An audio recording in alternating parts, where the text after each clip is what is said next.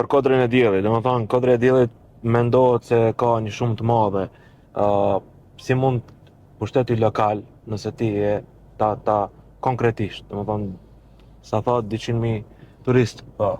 konkretisht si mund ta pushteti lokal ta rregullojë përveç teleferikut, Jo, nuk është vetëm një ingerencë të pushtetit lokal, edhe pushteti po qendror normalisht. duhet të jetë një bashkëpunim ndërmjet pushtetit lokal dhe pushtetit qendror, po nuk do jetë e lehtë. Besoni, unë jam shumë i vetëdijshëm se nuk është një projekt që realizohet lehtë, po do bëjmë gjithçka që mundemi, sepse ky është projekti që do e vë në lëvizje gjithë ekonominë, gjithë zhvillimin e komunës së Tetovës. Është një resurs jashtëzakonisht shumë i fuqishëm për të nisë të zhvillohet Tetova.